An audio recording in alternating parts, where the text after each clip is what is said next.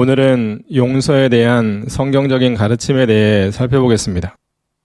요즘 뉴스를 보다 보면 그만한 일로도 법원에 고소를 하는 게 정상인가 하는 것들과 아주 사소한 일로 심하게 분노하거나 작은 손해를 봤다고 상대방을 폭행하거나 살인을 저지르는 것들을 보면서 사람들이 왜 이렇게까지 사소한 일에 용서하지 못하는 수준으로 악해졌을까를 생각할 때가 많습니다. 죄악이 만연한 세상에 살다 보니 사람들이 죄를 많이 지어 사랑이 식는다는 말씀이 현실이 되었음을 깨닫게 됩니다. 다른 사람들과 사랑하고 도와주며 더불어 살기보다는 혼자 독불장군식으로 사는 것을 당연하게 여기고 있으니까요. 그리스도인들은 자기 자신에게는 엄격한 잣대를 들이대서 하나님의 말씀에 맞게 살고자 노력해야 하고, 다른 사람들의 잘못에는 관대하게 대하거나 하나님의 마음으로 용서할 수 있는 믿음으로 살아야 하는 것이 사실인데도 불구하고 그렇지 못한 경우가 참 많은 것이 현실이지요. 그리스도인들 포함해서 요즘 사람들은 용서는커녕 짜증과 분노로 가득 찬 삶, 다툼과 싸움이 만연한 삶 등으로 마귀가 원하는 모습으로 자신의 일상을 가득 채우며 사는 사람들이 늘고 있음이 안타깝습니다. 혹시라도 우리의 모습도 이미 많이 변질되어 사랑과 용서가 식어버린 삶을 살고 있지 않은지 한 번쯤 돌아보면 좋겠습니다. 그리스도인들은 하나님께 사랑과 은혜와 용서를 받았고 지금도 그것을 넘치게 받으며 살고 있는 사람이지요. 그리스도인들에게 사랑과 용서는 서로 때려야 뗄 수 없는 관계인 것을 잘 알 것입니다. 그리스도인들은 자신의 죄를 하나님께 용서받은 사람인 것을 기억하여 일상생활에서 다른 사람들의 잘못을 잘 용서해주면서 살아야 하는 것이고요. 그리스도인들에게 있어 용서의 삶이 얼마나 중요하면 예수 그리스도께서도 기도를 가르쳐 주실 때 다음과 같이 말씀하셨습니다. 마태복음 6장 12절, 우리가 우리에게 죄 지은 자를 사하여 준 것 같이 우리 죄를 사하여 주옵시고. 아멘. 마태복음 6장 14절부터 15절에서도 예수 그리스도께서는 너희가 사람의 잘못을 용서하면 너희 하늘 아버지께서도 너희 잘못을 용서하려니와 너희가 사람의 잘못을 용서하지 아니하면 너희 아버지께서도 너희 잘못을 용서하지 아니하시리라. 아멘. 또한 베드로가 예수 그리스도께 몇 번이나 용서해 주며 살아야 하냐고 물었을 때 예수 그리스도께서는 마태복음 18장 21절부터 22절에서 다음과 같이 말씀하셨습니다.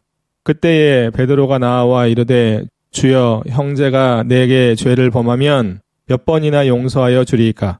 7번까지 하오리이까? 예수께서 이르시되 내게 이르노니 7번뿐 아니라 7번을 70번까지라도 할지니라. 아멘. 누가복음 17장 3절에서 4절에서도 너희는 스스로 조심하라. 만일 내 형제가 죄를 범하거든 경고하고 회개하거든 용서하라. 만일 하루에 7번이라도 내게 죄를 짓고 7번 내게 돌아와 내가 회개하노라 하거든 너는 용서하라 하시더니. 아멘.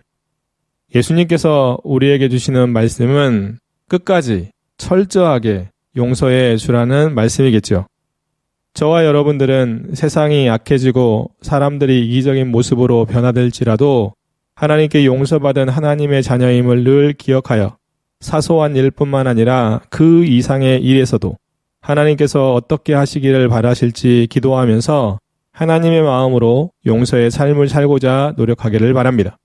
우리 모두는 그리스도인으로서 조금 더 이해할 마음, 조금 더 참아낼 마음, 조금 더 손해볼 마음, 조금 더 고통이나 고난까지도 주님의 이름으로 당할 마음을 가져서 세상 사람들보다 더 용서하는 삶, 더 사랑하는 삶, 더 선하고 온유한 삶을 살게 되기를 바랍니다. 그래서 그로 인해 하나님의 자녀답게 하나님께 온전한 영광을 돌리며 살면 참 좋겠습니다. 그렇다면 첫 번째 질문, 성경적인 용서의 의미는 무엇일까요? 용서는 하나님께서 예수 그리스도를 믿고 회개하는 사람들을 죄와 사망에서 구원해 주시는 것, 하나님께서 하나님의 자녀들이 회개할 때 죄와 허물을 없애주시는 것, 그리고 그리스도인들이 다른 사람들이 잘못했을 때 그들에 대한 분노, 보복, 복수의 마음을 버리고 그들을 사랑하는 것, 즉 그들을 하나님의 마음으로 대하는 것이라고 할 수 있습니다. 골로새서 3장 13절에 보면 누가 누구에게 불만이 있거든 서로 용납하여 피차 용서하되 주께서 너희를 용서하신 것 같이 너희도 그리하고 아멘. 요한일서 1장 9절에 보면 만일 우리가 우리 죄를 자백하면 그는 미쁘시고 의로우사 우리 죄를 사하시며 우리를 모든 불의에서 깨끗하게 하실 것이요. 아멘. 구원받지 못한 사람들은 자신이 지은 죄로 인해 하나님의 영광에 이르지 못하고 영원히 죽을 수밖에 없습니다. 다시 말해 구원받은 사람들은 하나님의 은혜로 죄를 용서받고 영원한 생명을 얻은 사람이 된 것입니다. 하나님께 받은 용서는 우리의 신분을 완전히 변화시켰습니다. 마귀의 자녀에서 하나님의 자녀로, 죄인에서 의인으로 말입니다. 그러기에 그리스도인들은 하나님께 용서받은 사람답게 살아야 합니다. 하나님께 받은 용서는 사람들의 머리로는 도저히 상상할 수조차 없는 엄청난 것입니다. 그리스도인들은 하나님께 받은 용서가 얼마나 큰 사랑이고 은혜인지 감히 헤아릴 수 없기에 지금 자신이 얼마나 대단한 용서를 받고 사는 것인지조차 감이 오지 않을 것입니다. 하나님께 용서를 받은 그리스도인들이 자신이 받은 용서가 얼마나 대단한 것인지 정확하게 안다면 현재 자신에게 주어진 시간이 너무 감사하고 자신의 삶의 모습이 너무 부끄러울 것입니다. 제가 가끔 하나님께 용서받았다는 사실을 묵상하면서 그 사실을 깊이 깨닫고 있습니다. 저 자신이 하나님께 용서받은 죄인이자 구원받은 천국 백성이자 영원한 생명을 소유한 사람이라는 사실을 눈물 한 방울 흘리지 않고 환호성 치며 기뻐하지도 않은 채 너무 무감각하게 받아들이고 사는 것을 보며 이럴 수는 없는데, 이렇게 살면 안 되는데, 하나님께 사랑과 용서를 받은 사람다운 모습은 아닌데 하면서 하나님께 회개하고 또 회개하며 지낼 때가 있습니다. 하나님께 용서받은 그리스도인들은 누군가 자신의 모든 것을 빼앗아 가더라도 그를 용서할 수 있을 만큼 만물의 주인이신 하나님의 자녀가 되었고 생명의 주관자이신 하나님이 우리 아버지가 되어 주셨습니다. 하나님께서 베풀어 주신 용서에는 그만큼 엄청난 의미가 담겨 있다는 사실입니다. 저와 여러분들도 하나님의 사랑과 은혜로 우리가 지은 죄에 대해 완전한 용서를 받았습니다. 이제 우리는 하나님께 받은 용서를 마음에 가득 채우고 우리에게 잘못한 누군가를 하나님의 마음으로 용서해 줄 수 있는 믿음의 사람이 되었습니다. 그 사실을 분명히 알고 누군가 우리에게 잘못을 하고 사과를 하면 즉각 용서해 줄 수 있는 믿음으로 살고 우리도 누군가에게 사소한 일이라도 잘못하면 즉각 용서를 빌 수 있는 마음으로 살았으면 좋겠습니다. 그래서 우리 모두 일상생활 속에서 용서의 삶을 넘어 사랑의 삶을 온전히 살아감으로 날마다 하나님을 기쁘시게 하고 하나님께 사랑과 용서를 받으며 살게 되면 참 좋겠습니다. 두 번째 질문, 하나님께서 사람들에게 베풀어 주신 최고의 용서는 무엇일까요? 하나님께서 사람들에게 베풀어 주신 최고의 용서는 죄로 인해 영원히 죽을 수밖에 없는 사람들에게 죄를 회개하고 예수 그리스도를 믿게 하심으로 그들의 죄를 용서하여 구원해 주신 것과 그들을 하나님의 자녀 삼아 영원한 생명을 주신 것입니다. 로마서 5장 8절부터 10절까지를 읽어보면 우리가 아직 죄인 되었을 때에 그리스도께서 우리를 위하여 죽으심으로 하나님께서 우리에 대한 자기의 사랑을 확증하셨느니라. 그러면 이제 우리가 그의 피로 말미암아 의롭다 하심을 받았으니 더욱 그로 말미암아 진노하심에서 구원을 받을 것이니 곧 우리가 원수 되었을 때에 그의 아들의 죽으심으로 말미암아 하나님과 화목하게 되었은즉 화목하게 된 자로서는 더욱 그의 살아나심으로 말미암아 구원을 받을 것이니라. 아멘. 아담과 하와가 선악을 알게 하는 나무의 열매를 따먹어 죄를 지음으로 그들뿐만 아니라 그들의 후손들은 모두 원죄를 안고 이 세상에 태어나게 되었습니다. 그래서 그들은 자신의 죄의 문제를 해결받아야 했지만 그들 스스로는 그럴 능력이 없었습니다.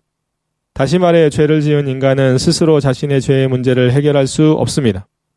그 사실을 그 누구보다 잘 아시는 하나님께서는 그들을 불쌍히 여기심으로 은혜를 베풀어 주셨습니다. 그것은 하나님이 친히 인간의 몸을 입고 이 세상에 오신 것입니다. 하나님이신 예수 그리스도께서 죄 없는 인간으로 이 세상에 오신 것이죠. 그런 후에 죄로 죽어가는 사람들을 위해 저주의 십자가에서 그들을 대신하여 죽어 주셨습니다. 예수 그리스도의 십자가의 죽으심은 죄로 죽어가는 사람들의 죄값인 것입니다.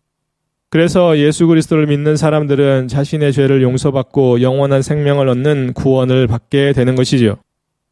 이 세상에 살아가는 모든 그리스도인들은 하나님의 때에 하나님의 방법, 즉 하나님의 은혜로 예수 그리스도를 믿어 자신의 죄를 용서받고 구원받아 영원한 생명을 가진 하나님의 자녀가 된 것입니다. 이것이 사람들이 하나님께 받은 최고의 은혜요, 최고의 사랑이요, 최고의 용서입니다. 저와 여러분들도 하나님의 은혜로 예수 그리스도를 믿어 자신의 죄를 용서받고 구원 얻은 사람들입니다. 다시 말해 이 세상에서 하나님께 받을 수 있는 최고의 사랑과 은혜와 용서를 받은 사람들인 것이죠. 그 사실을 알고 날마다 하나님께 최고의 영광과 감사와 예배와 찬양을 올리며 살기를 바랍니다. 날마다 하나님께 받은 용서를 묵상하여 더 이상 죄를 짓지 않고자 기도하며 노력하기를 바랍니다. 날마다 누군가 자신에게 잘못을 하면 하나님의 마음으로 그 사람을 용서해 주고자 또한 노력하기를 바랍니다. 그래서 날마다 우리의 마음과 삶이 하나님을 기쁘시게 하는 모습이 되면 참 좋겠습니다. 세 번째 질문. 그리스도인들이 다른 사람들의 잘못을 용서하며 살아야 하는 이유는 무엇일까요? 그리스도인들은 하나님께 죄를 용서받은 사람이기 때문에 다른 사람들의 잘못을 용서하며 살아야 합니다. 그리스도인들이 하나님께 죄를 용서받은 것은 오직 하나님의 은혜로 되었습니다. 그리스도인들은 용서하며 살라는 하나님의 말씀에 순종해야 하기 때문에 다른 사람들의 잘못을 용서해야 하고요. 그리스도인들이 용서하는 삶을 살면 하나님께 용서받을 수 있고 용서하지 않는 삶을 살면 하나님께 용서를 받을 수 없기 때문에 그리스도인들은 다른 사람들을 용서하며 살아야 하는 것이고요. 그리스도인들이 용서하지 않고 분을 내거나 복수와 보복이 포함된 진노하는 것은 하나님의 의를 이루지 못하는 것이기 때문에 그리스도인들은 다른 사람들의 잘못을 용서하며 살아야 하는 것입니다. 마지막으로 그리스도인들이 용서의 삶을 살지 않으면 마귀의 시험에 넘어져 분노, 복수, 보복 등의 잘못을 저지를 수 있기 때문에 그리스도인들은 다른 사람들의 잘못을 용서하며 살아야 하는 것이죠. 그리스도인들은 허물과 죄로 인해 본질상 진노의 자녀, 즉 죽을 수밖에 없는 죄인이었습니다. 그렇지만 하나님의 은혜와 사랑으로 예수 그리스도를 믿어 죄를 용서받고 하나님의 자녀가 된 것이지요. 그 사실을 바울은 에베소서에서 다음과 같이 말씀합니다. 에베소서 2장 1절부터 9절까지입니다. 그는 허물과 죄로 죽었던 너희를 살리셨도다. 그때 너희는 그 가운데서 행하여 이 세상 풍조를 따르고 공중의 권세 잡은 자를 따랐으니 곧 지금 불순종의 아들들 가운데서 역사하는 영이라. 전에는 우리도 다 그 가운데서 우리 육체의 욕심을 따라 지내며 육체와 마음에 원하는 것을 하여 다른 이들과 같이 본질상 진노의 자녀이었더니 긍휼이 풍성하신 하나님이 우리를 사랑하신 그 큰 사랑을 인하여 허물로 죽은 우리를 그리스도와 함께 살리셨고 너희는 은혜로 구원받은 것이라. 또 함께 일으키사 그리스도 예수 안에서 함께 하늘에 앉히시고 이는 그리스도 예수 안에서 우리에게 자비하심으로써 그 은혜의 지극히 풍성함을 오는 여러 세대에 나타내려 하심이라. 너희는 그 은혜에 의하여 믿음으로 말미암아 구원을 받았으니 이것은 너희에게서 난 것이 아니요 하나님의 선물이라. 행위에서 난 것이 아니니 이는 누구든지 자랑하지 못하게 함이라. 아멘.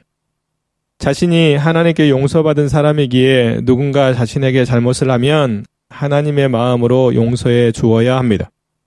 저와 여러분들도 하나님께 용서받은 사람으로서 누군가 자신에게 잘못하고 용서를 구하면 하나님의 마음으로 용서해 줄 수 있는 믿음이 있었으면 참 좋겠습니다. 네 번째 질문. 그리스도인들이 다른 사람들을 용서할 때의 기준은 무엇일까요? 그리스도인들이 다른 사람들을 용서할 때의 기준은 죄로 죽었던 자신이 하나님께 죄와 허물을 모두 용서받은 것이 기준입니다. 그리스도인들은 할 수 있다면 다른 사람들의 잘못을 끝까지 마음으로 용서해야 하는 것이고요. 그리스도인들은 하나님의 말씀인 성경을 기준으로 인생을 살아야 합니다. 마찬가지로 누군가를 용서해야 할 때도 성경을 기준으로 용서하며 살아야 하는 것이고요. 성경은 우리에게 하나님께서 우리의 죄를 완전히 다 용서해 주셨다고 말씀하고 있습니다. 그러면서 그리스도인들도 하나님께서 우리를 용서해 주신 것처럼 다른 사람들을 그렇게 용서하며 살라고 가르쳐 주시죠.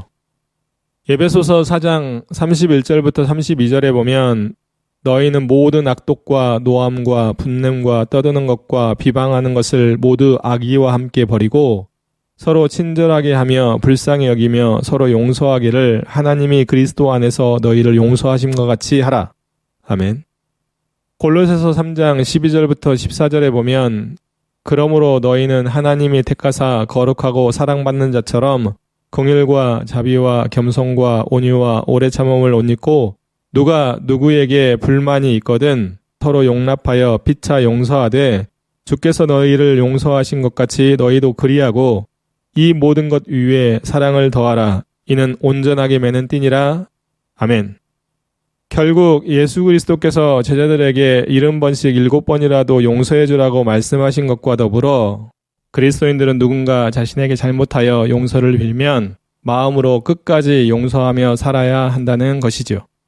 물론 말씀을 읽고 배울 때는 쉽게 다른 사람들을 용서하며 살 수 있을 것 같아도 막상 어떤 사람이 자신에게 잘못을 한 후에 용서를 빌면 그 사람을 용서하기가 쉽지 않을 수도 있습니다.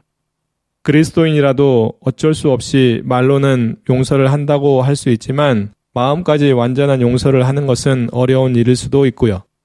특히 믿음이 연약할 때는 더욱더 다른 사람들의 잘못을 용서해 주기가 힘들 것입니다.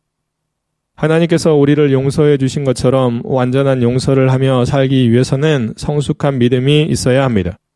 그러기에 그리스도인들은 날마다 믿음이 자라도록 하나님의 말씀을 읽고 배우고 실천하며 살아야 하고 그 믿음으로 누군가가 잘못했을 때 용서를 빌면 잘 용서해주며 살아야 하는 것이고요. 저와 여러분들도 하나님의 말씀을 읽고 배우고 실천하여 날마다 믿음이 자랄 수 있도록 노력하고 그 믿음 안에서 하나님의 말씀을 온전히 지켜 행하며 살 뿐만 아니라 누군가를 잘 용서하고 사랑하며 누구를 만나거나 무엇을 하든 하나님을 기쁘시게 하는 믿음으로 사는 일상이 되면 참 좋겠습니다. 5번째 질문. 예수 그리스도께서 보여주시고 가르쳐 주신 용서는 무엇일까요? 예수 그리스도께서는 사람들의 죄를 용서하여 그들을 구원하시기 위해 이 세상에 친히 오셨습니다. 예수 그리스도께서는 믿음으로 찾아온 사람들의 병을 고쳐주시고 죄도 용서해 주셨고요. 예수 그리스도께서는 사역하실 때 사람들의 죄를 용서해 주셨습니다. 예수 그리스도께서는 하나님께 용서를 구하는 기도를 하라고 가르쳐 주셨고요. 예수 그리스도께서는 자기 형제를 마음으로 용서하지 않으면 하나님께서도 용서하지 않으신다고 가르쳐 주셨습니다. 예수 그리스도께서는 성령을 거역하고 모독하는 죄는 하나님께 용서받지 못한다고 가르쳐 주셨고 예수 그리스도께서는 제자들에게 끝까지 용서하며 살라고 말씀하셨을 뿐만 아니라 자신도 십자가에서 죽기까지 죄인들을 용서하셨습니다. 예수 그리스도께서는 주의 성찬에서 자는 사람들의 죄를 용서하기 위한 예수님의 피, 즉 언약의 피라고 가르쳐 주셨습니다. 예수 그리스도께서는 십자가에서 자신을 죽이려는 사람들을 용서해달라고 기도하셨고요. 예수 그리스도께서는 부활하신 후 도망갔던 제자들을 용서해 주셨을 뿐만 아니라 그들에게 복음의 증인으로서의 사명을 맡기셨습니다. 예수 그리스도께서는 하나님이셨음에도 불구하고 죄로 죽어가는 인간들의 죄를 용서하여 구원해 주시기 위해 이 세상에 친히 죄 없는 인간의 몸을 입고 오셨습니다. 그뿐만 아니라 저주의 상징인 십자가에서 우리의 죄를 대신 지시고 죽으심으로 우리가 치러야 할 죄값을 대신 치러 주셨습니다. 다시 말해 예수 그리스도께서는 용서의 삶을 사신 것입니다. 심지어 예수 그리스도께서는 자신을 십자가에 못 박아 죽이려는 사람들을 위해 십자가에 달려 죽으시는 순간에도 하나님 아버지께 그들을 용서해달라고 기도하셨던 것입니다. 그리스도인들이 어떻게 용서를 하며 살아야 하는지는 예수 그리스도가 어떻게 하셨는지 보면 잘 알 수 있습니다. 물론 우리들은 믿음이 연약하여 예수 그리스도처럼 그렇게 완전한 용서를 하며 살기는 힘들지라도 예수 그리스도를 닮아가야 하는 우리들도 예수 그리스도처럼 용서의 삶을 살고자 기도하며 노력해야 하는 것이고요. 저와 여러분들도 예수 그리스도께서 용서의 삶을 어떻게 사셨는지 배우고 또 깊이 묵상하며 늘 예수 그리스도를 닮기 위해 기도하며 의지적인 노력을 열심히 해서 혹시라도 자신에게 잘못한 사람이 용서를 빌면 지금보다 더 마음을 다해 용서해주며 살면 참 좋겠습니다. 6번째 질문. 그리스도인들은 잘못한 사람이 용서를 구하면 용서해 주어야 할까요? 예. 그리스도인들은 잘못한 사람이 진심으로 용서를 구하면 7번씩 70번이라도 마음으로 용서해 주어야 합니다. 물론 잘못한 사람이 용서를 구하지 않거나 마음에 없이, 다시 말해 거짓으로 용서를 구할 때는 각자의 믿음의 수준에 따라 대응할 수 있지만 어떤 상황에서라도 자신의 영적인 생활을 위해 그들을 마음으로 용서하고 사는 것이 더 유익합니다. 그리스도인들이 피해를 입었을 때 용서해야 할 대상이 고의적으로 범죄를 저지른 자, 예를 들어 강도나 살인, 폭행이나 성폭행, 사기나 절도 등이라면 개인적으로는 그 사람을 마음으로 용서해 줄 수 있어야 하지만 그 사람으로 인해 또 다른 피해자가 발생하지 않도록 그 사람이 법적인 처벌은 받게 해야 하는 것이고요. 그리스도인들은 하나님의 자녀로서 기본적으로 용서를 잘하는 삶을 살아야 합니다. 여기서 그리스도인들이 용서의 삶을 살아야 한다는 말은 상대방이 잘못을 하고도 사과를 하지 않거나 고의적으로 잘못을 하고도 진정성 없이 사과를 하는 척만 해도 무조건 용서하라는 말이 아닙니다. 물론 어떤 경우에도 믿음으로 용서할 수 있다면 마음은 더 편할 수 있고 하나님의 자녀로서의 선한 영향력을 나타낼 수는 있지만 그렇다고 고의적으로 범죄를 저지른 자들에게까지 그들의 죗값을 묻지 말고 무조건 용서하라는 말은 아니지요. 예를 들어 강도나 살인, 폭행이나 성폭행, 사기나 절도 등을 저지른 사람들이 있다면 그들을 마음으로는 용서해 줄 수 있지만 그들은 다른 사람들에게도 범죄를 저지를 수 있기에 그들이 법적인 처벌을 받을 수 있도록 하는 것이 필요합니다. 그래서 그리스도인들도 범죄자를 무조건 관대하게 대하지 말고 그들이 다시는 그런 범죄를 저지르지 못하도록, 그리고 그 사람들에게 다른 사람들이 피해를 입지 않도록 법적인 조치를 취하는 것도 용서의 삶을 사는 그리스도인들이 해야 할 모습인 것을 꼭 기억해야 합니다. 물론 법적인 처벌을 받게 되면 하나님께 기도하며 그 이후에는 그들을 마음으로 용서해 줄 수 있어야 합니다. 그리스도인들 중에는 다른 사람들이 자신에게 고의적으로 잘못을 하고 사과를 하지 않는데도 그리스도인이니까 무조건 용서해 주어야 한다고 말하면서 그들이 법적인 처벌을 받지 않도록 하는 경우도 있는데 이는 잘못된 생각입니다. 저와 여러분들도 누군가를 무조건 용서해 주어야 할 때와 진정성 있는 사과를 꼭 받아야 할 때, 또한 법적인 조치나 처벌이 필요할 때를 잘 구분하여 그에 맞게 대응하며 살면 좋겠습니다. 그런 것이 다 진행된 이후에는 마음으로 잘못한 사람을 완전히 용서해 줄 수 있을 만한 큰 믿음을 가지고 살게 되면 참 좋겠습니다. 7번째 질문. 그리스도인들이 다른 사람들에게 잘못을 했을 때는 어떻게 해야 할까요? 그리스도인들이 다른 사람들에게 잘못했을 때는 먼저 그 잘못에 대해 하나님께 회개해야 하고요. 그 사람에게 진심으로 용서를 구하고 그에 상응하는 값을 치러야 합니다. 자신의 잘못을 하나님께 회개하면 다 해결된 것처럼 생각하고 자신이 잘못한 사람에게는 용서를 구하지 않거나 그에 상응하는 값을 치르지 않는 것은 잘못입니다. 그리스도인들은 하나님의 자녀로서 늘 선을 행하며 살고자 노력해야 합니다. 다시 말해 그리스도인들은 다른 사람들에게 잘못을 하지 않기 위해 노력해야 하는 것이고요. 본의 아니게 다른 사람들에게 실수를 하거나 잘못을 했을 때는 하나님께 회개를 하는 것과 더불어 상대방에게 진정성 있는 사과도 해야 하죠. 또한 필요하다면 상대방에게 물질적인 배상에 상응하는 값을 치러야 하고요. 그리스도인들이 잘못을 하고도 진정성 있는 사과 등의 조치를 제대로 취하지 않으면 자신뿐만 아니라 하나님을 욕되게 할 수 있음을 늘 기억해야 합니다. 혹시라도 미성년 자녀들이 누군가에게 잘못을 했을 경우에 그리스도인 부모는 자신이 그 사람에게 잘못한 것처럼 진정성 있는 사과와 배상 등에 상응하는 값을 치러야 하고 하나님께 자녀를 제대로 가르치지 않거나 제대로 돌보지 못한 것에 회개해야 하는 것입니다. 잘못한 자녀를 하나님의 말씀에 맞게 훈육하는 것도 병행해야 하고요.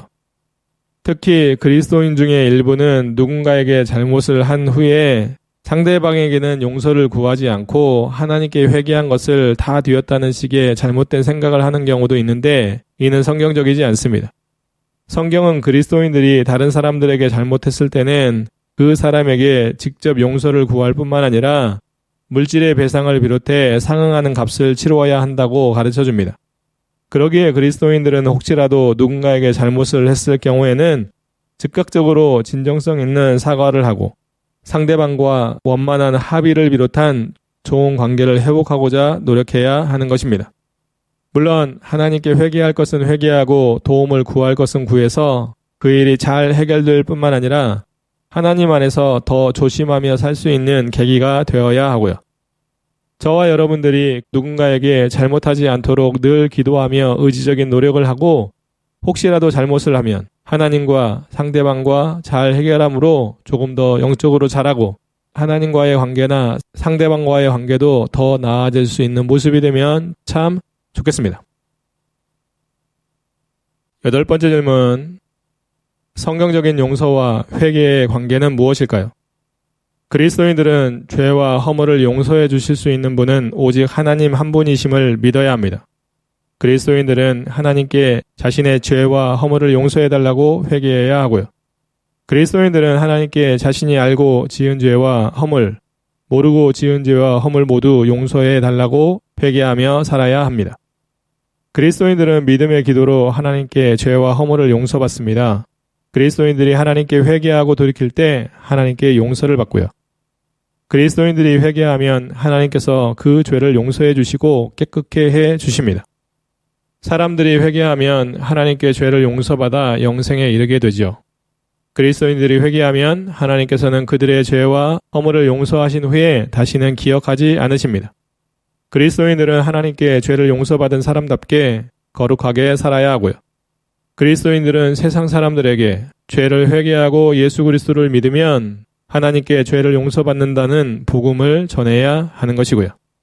그리스도인들은 자신의 죄를 용서해 주실 수 있는 유일한 분이 하나님이심을 믿고 혹시라도 죄를 지으면 즉각적으로 하나님께 회개하여 하나님의 용서를 받아야 합니다.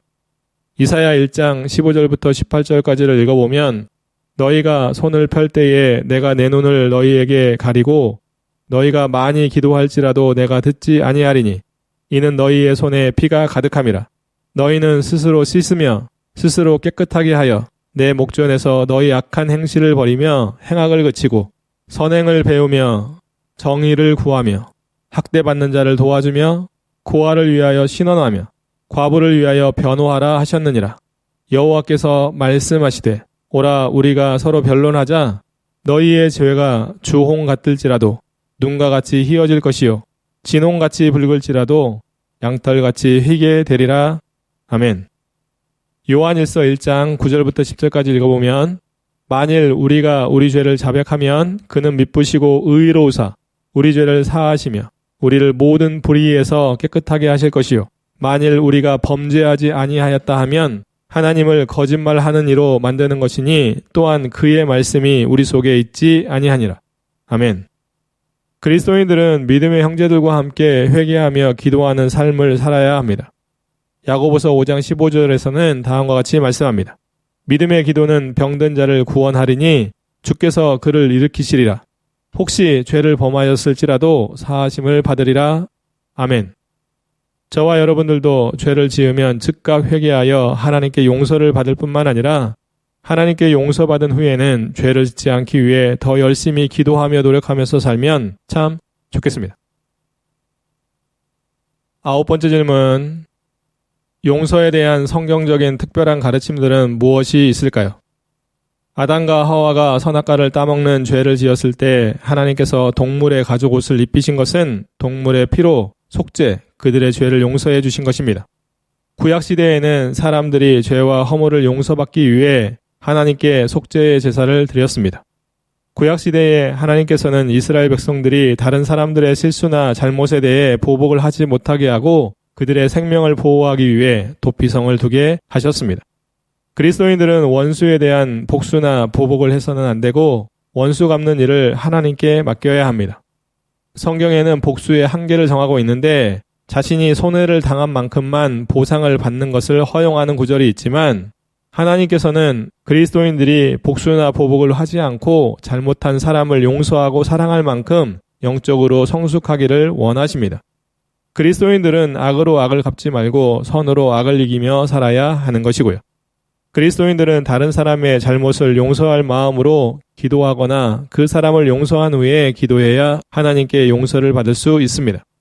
그리스도인들은 다른 사람들이 잘못했을 때 악한 방법이나 욕으로 갚지 말고 그들을 용서하고 그들을 위해 기도해주고 복을 빌어주어야 합니다. 그리스도인들은 다른 사람들을 비판하거나 정죄하지 말고 용서해야 하고요. 그리스도인들은 누구와 다툴 일이 있을 때는 서로 참고 서로를 용서해야 합니다. 그리스도인들은 먼저 형제와 화해하고 다시 말해 서로 용서한 후에 하나님께 예배를 드려야 합니다. 그리스도인들도 자신이나 가족들을 해치려는 사람들에게 정당 방위를 할 수 있지만 할 수 있다면 믿음 안에서 그들을 용서해야 합니다.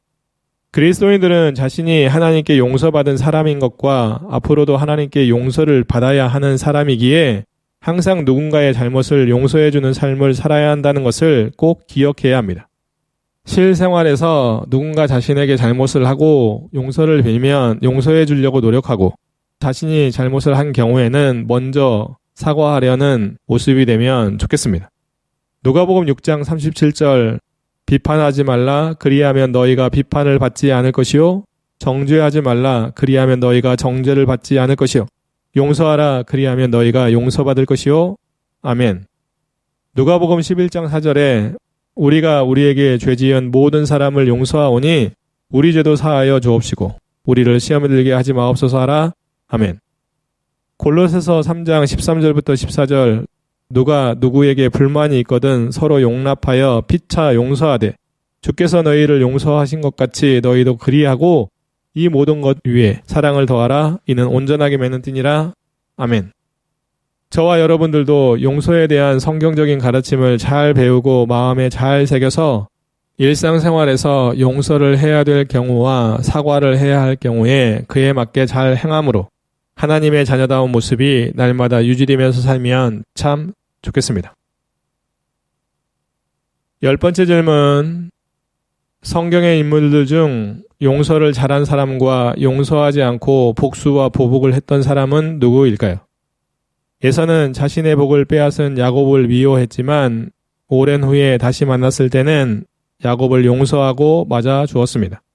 야곱의 아들들은 여동생인 딥나가 세겜에서 강간을 당했을 때 세겜성의 모든 남자를 죽이는 보복을 했습니다. 요셉은 자신을 이방 상인에게 팔아넘긴 형들을 용서했고요. 다윗은 도움을 받고도 자신을 욕하고 모욕하는 나발을 죽이려 했지만 그의 아내인 아비가엘이 지혜롭게 대처함으로 그를 용서해 주었습니다. 또한 다윗은 자신을 죽이려는 사울에게 보복할 기회가 있었지만 그에게 보복하지 않고 하나님께 맡겼습니다. 요압은 자신의 동생을 죽인 아브넬을 죽이는 보복을 했지만 그로 인해 그 후손들은 하나님께 벌을 받게 되었습니다. 압살롬은 자신의 여동생인 다말이 암논에게 강간을 당하자 보복으로 그를 살해했습니다. 호세아가 부정한 아내인 고멜과 결혼하여 사랑하고 용서하는 것을 통해 하나님께서 이스라엘 백성들을 사랑하고 용서하심을 보여주셨습니다. 요나는 니느웨 사람들이 회개하고 돌이켜 하나님께 용서받게 된 것을 못마땅하게 여겼습니다. 아버지가 방탕한 생활을 하고 돌아온 아들을 용서했고요. 스데반은 순교당할 때 자신을 돌로 치는 사람들에 대해 하나님께 용서를 구했습니다. 용서에 대해 좋은 본을 보여주었던 요셉과 스데반의 모습을 말씀을 통해 살펴보겠습니다. 요셉이 형들을 용서할 때의 장면을 창세기 50장 15절에서 20절에 다음과 같이 말씀합니다. 요셉의 형제들이 그들의 아버지가 죽었음을 보고 말하되 요셉이 혹시 우리를 미워하여 우리가 그에게 행한 모든 악을 다 갚지나 아니할까 하고 요셉에게 말을 전하여 이르되 당신의 아버지가 돌아가시기 전에 명령하여 이르시기를 너희는 이같이 요셉에게 이르라 내 형들이 내게 악을 행하였을지라도 이제 바라건대 그들의 허물과 죄를 용서하라 하셨나니 당신 아버지의 하나님의 종들인 우리 죄를 이제 용서하소서 하매 요셉이 그들이 그에게 하는 말을 들을 때에 울었더라. 그의 형들이 또 친히 와서 요셉의 앞에 엎드려 이르되 우리는 당신의 종들이니이다. 요셉이 그들에게 이르되 두려워하지 마소서. 내가 하나님을 대신하리이까. 당신들은 나를 해하려 하였으나 하나님은 그것을 선으로 바꾸사 오늘과 같이 많은 백성의 생명을 구원하게 하시려 하셨나니 당신들은 두려워하지 마소서. 내가 당신들과 당신들의 자녀를 기르리이다 하고 그들을 간곡한 말로 위로하였더라. 아멘. 또 스데반은 예수복음을 전하는 자신을 돌로 쳐 죽이려는 유대인들을 향해 다음과 같이 용서의 기도를 드렸습니다.